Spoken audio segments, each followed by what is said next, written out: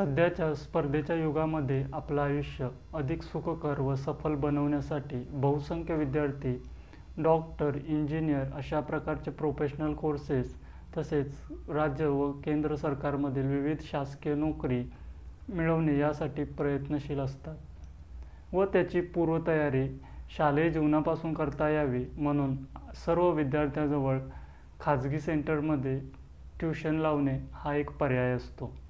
आणि याचमुळे अगदी ग्रामीण भागापासून ते मेट्रो शहरांपर्यंत विविध गल्लीबोळामध्ये असंख्य खाजगी कोचिंग सेंटर उघडलेले आपल्याला दिसतात.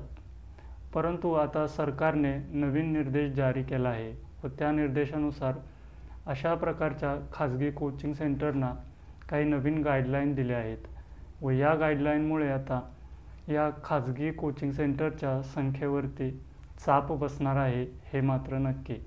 सर्वप्रथम सरकारने हा निर्णय का घेतला ते पाहू.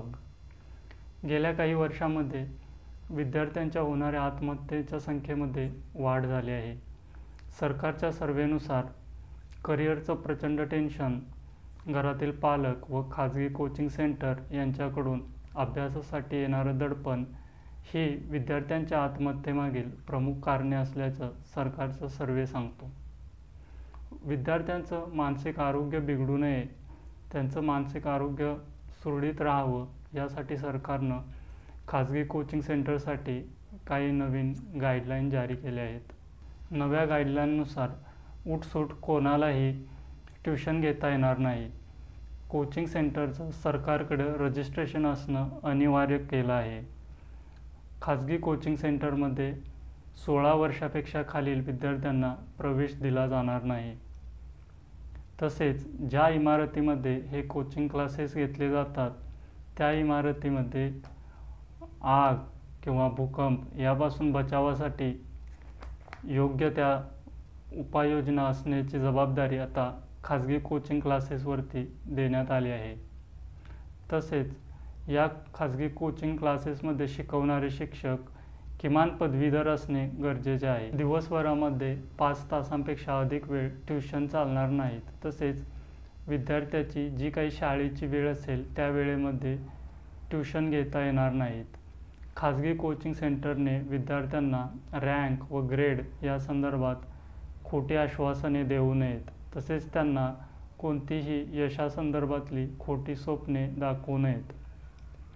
तसेच परीक्षा व अभ्यास यामुळे येणाऱ्या ताणतणावाचे व्यवस्थापन करण्यासाठी कोचिंग सेंटरने विद्यार्थ्याचे मानसिक समुपदेशन करावे असे देखील सरकारने म्हटले आहे. आता महत्त्वाच्या काही गाईडलाईन आहेत त्या फी संदर्भात. त्या गाईडलाईन अशा: खाजगी कोचिंग सेंटरना मनमानी पद्धतीने फी आकारता येणार नाही. तसेच कोर्स सुरू असताना मध्येच फी वाढवता येणार नाही. म्हणजे कोर्सच्या सुरुवातीला विद्यार्थ्याला जी फी सांगितली असेल कोर्स संपेपर्यंत त्या फीमध्ये वाढ करता येणार नाही. तसेच संपूर्ण फी भरल्यानंतर मध्येच जर विद्यार्थ्याला कोर्स सोडायचा असेल तर उर्वरित कोर्सची जी काही फी असेल ती फी खाजगी कोचिंग सेंटरने त्यांना रिफंड केली पाहिजे. म्हणजेच ती फी परत केली पाहिजे. ही रिफंड पॉलिसी हॉस्टेल व मेस या संदर्भात देखील लागू होईल. या नियमांचं उल्लंघन केल्यास खाजगी कोचिंग सेंटरला 25,000 ते 1,00,000पर्यंतचा दंड आकारण्यात येईल. तसेच त्यांचं रजिस्ट्रेशन कायमचं कॅन्सल देखील होऊ शकतं. आता या निर्णयाची दुसरी बाजू पाहू. सरकारच्या या निर्णयामुळे अनेक लोकांच्यावरती बेरोजगारीचं संकट येणार आहे.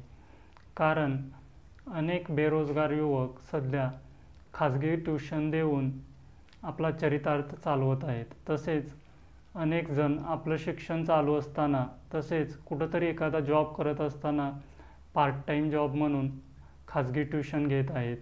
तसेच अनेक गृहिणी आपलं घरातील काम उरकून उरलेल्या वेळात खाजगी ट्यूशन घेत आहेत. या सर्वांवरती बेरोजगारीचं संकट येणार आहे.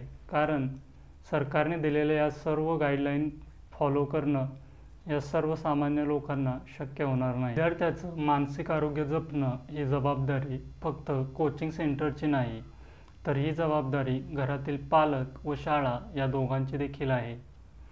तसेच शाळांनी आपला शिक्षणाचा दर्जा सुधारवला पाहिजे, जेणेकरून विद्यार्थ्यांना या खाजगी ट्यूशनची फारशी गरज भासणार नाही.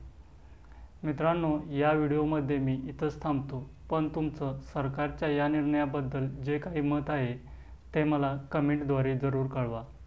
धन्यवाद.